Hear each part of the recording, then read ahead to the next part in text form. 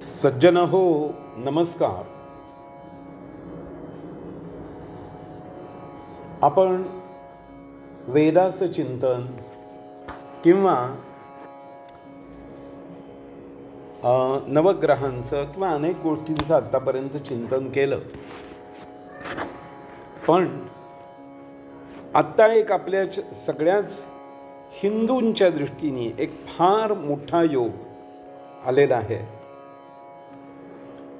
की प्रभू रामचंद्र पुन्हा त्या अयोध्येमध्ये अवध नगरीमध्ये सुप्रतिष्ठित होणार आहेत. आणि आपल्या सगळ्यांच्या दृष्टीने हा दिवस म्हणजे हा 22 जानेवारी हा जो दिवस आहे, हा दिवाळीपेक्षा, दसऱ्यापेक्षा किंवा इतर अनेक सणांपेक्षा सुद्धा अतिशय महत्त्वपूर्ण आहे. आपण सगळेच जण नेहमी रामरक्षा म्हणत असतो. प्रभू रामचंद्रांचं चिंतन करतो. श्रीराम जय राम जय जय राम या महामंत्राचा जप आपण सगळेजण करतो. आणि त्यामुळे आपल्या सगळ्यांच्या दृष्टीने ही एक खूप मोठी पर्वणी आहे की प्रभू रामचंद्र, ज्यांना म्हटलं जातं ना की राज्य कुणासारखं असावं तर रामासारखं असावं. देवदयेनी गेली 9-9.5 वर्ष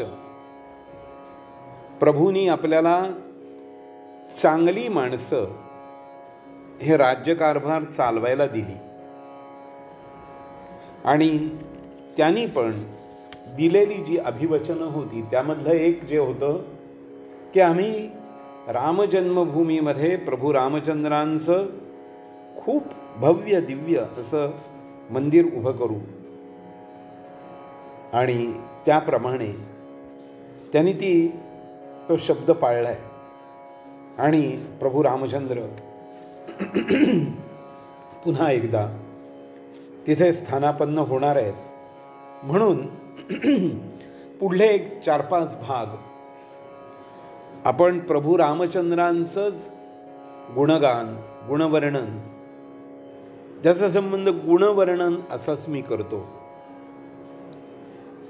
समर्थांनी जसं म्हटलंय ना, राघवाचे रूप जाणावे अरूप, सिद्ध स्वस्वरूप निराकार. निराकार राम देखता विश्राम, दुरी ठाके श्रम संसारीचा.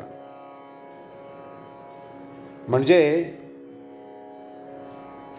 तो राम आपल्याला सगुण रूपामध्येही पाहायचा आहे आणि निर्गुण रूपातही आपल्याला त्याचं दर्शन घ्यायचं आहे. आपल्याकडं म्हटलंय की प्रभू रामचंद्रांची 4 रूप आहेत. या बाबतीत एक अभ्यासक, थोर अभ्यासक बिपिनचंद्र सरस्वती यांनी या 4 रूपांचं सुद्धा उलगड फार उत्तम अशा प्रकारे केलेली आहे. ते म्हणतात, एक राम दशरथ का बेटा. पहिल्या रूपात तो दशरथाचा पुत्र आहे. आणि माझ्या सहज वाचनात आलेल्या ज्या काही गोष्टी आहेत किंवा रामायणाची कथा करत असताना ज्या काही गोष्टी पुढे आल्या, त्यातलं वाल्मिकी रामायणामध्ये राम रावण यांचं ज्यावेळी युद्ध व्हायचं येतात आणि त्यावेळी तिथं अगस्त्य मुनी आले आणि त्यांनी रामचंद्रांना आदित्य हृदय हे स्तोत्र सांगितलं. हे स्तोत्र खूप छान आहे, अतिशय गोड आहे. आणि अगस्त्य म्हणाले, रामा, तुझ्यामधलं जे तेज आहे ते या स्तोत्रांनी वाढेल. म्हणजे स्तोत्रांची सुद्धा किती महती आहे. आपण सुद्धा जी रामरक्षा म्हणतो ती म्हटल्यामुळे काय होतं तर आपलं तेज वाढतं. आणि ते म्हणतात की ते तेज वाढेल आणि तुला रावणाचा वध करता येईल. प्रभू रामचंद्रांनी जो प्रत्यक्ष विष्णूचा अवतार आहे अशा रामचंद्रांनी ते स्तोत्र अतिशय सश्रद्ध अंतःकरणाने आपल्या चित्तात धारण केलं आणि त्याचा पाठही केला. म्हणून प्रभू रामचंद्रांचं जी अनेक रूप आहेत त्यात पहिलं म्हणलंय एक राम दशरथ का बेटा. याच बाबतीत असं आलं आहे की आत्मानं मानुषम मन्ये रामं दशरथात्मजं राम एव परब्रह्म. मी दशरथाचा पुत्र राम आहे असं स्वतः राम सांगतो. मी स्वतःला मनुष्य समजतो. त्यावेळेला देवतांच्या वतीने ब्रह्मदेव म्हटले, श्रीराम आपणच परब्रह्म आहात. आपण स्वतः भगवान नारायण आणि वराह अवतारही आपणच आहात.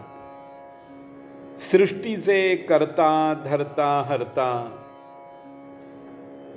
किंवा इतर जे हे आहेत ना अवतार, उपेंद्र म्हणजे वामन आणि मधुसूदन, विष्णू, कृष्ण सगळे काही आपणच आहात. बुद्धी, सत्व, क्षमा, इंद्रिय निग्रह या सगळ्या गोष्टी आपली स्वरूप आहेत. पुरुष सूक्तामध्ये जसं म्हटलेलं आहे, सहस्र शीर्षा पुरुषा सहस्राक्ष सहस्रपात. मग तुला अनंत हात आहेत आणि अनंत शीर्ष धारण करणारे विराट पुरुष आपण आहात. सर्व देवता आपल्या रोमारोमात सामावले आहेत. वेद आपला संस्कार आहे. ब्रह्मदेव म्हणतायत स्वतः, मी आपलं हृदय असून देवी सरस्वती आपली जिव्हा आहे. आपण धर्मात्म्यात सर्वश्रेष्ठ आहात. म्हणजे प्रभू रामचंद्र यांच्या बाबतीत सगळे देव सुद्धा असं म्हणतात की एकीकडे हा जरी दशरथाचा बेटा असला तरी प्रत्यक्षात तो परब्रह्म परमेश्वर आहे. आणि याच बाबतीत बिपिनचंद्र सरस्वती असं म्हणतात, एक राम घट घट में लेटा. घट म्हणजे काय तर मानवाचा देह. आपले सगळे देह म्हणजे घट आहेत आणि ते केव्हा तरी फुटणार आहेत. कितीही थोपवून धरायचं म्हटलं तरी तो देह केव्हा तरी पडायचाच आहे. म्हणजे काय होतं की मनुष्य जो आहे हा शाश्वताचा पुजारी आहे, प्रवासी आहे, पथिक आहे. म्हणून त्याला हा देह पडावा असं वाटत नाही. हा देह कायम असावा, मी अजर अमर असावं असं त्याला वाटत राहतं. याचाच अर्थ तो शाश्वताचाच पायिक आहे. पारमार्थिक दृष्ट्या त्याच्या हे लक्षात येत नाही. अर्थात त्याचा देह पडतो पण आत्मा अजरामरच आहे. एक राम घट घट में लेटा म्हणजे आपल्या प्रत्येकाच्या अंतर्यामी असलेला आत्मा हा दुसऱ्या प्रकारचा एक रामच आहे.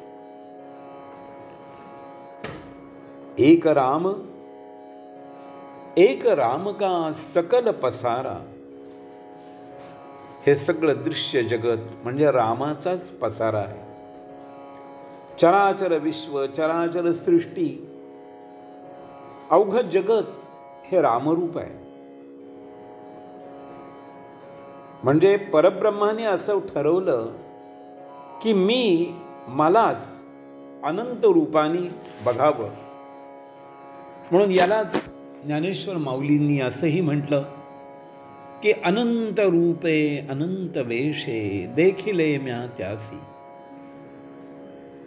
परमात्म्याने स्वतःला जगत स्वरूपात प्रकट केलं, सृष्टी निर्माण केली, नानाविध पशुपक्षी निर्माण केले,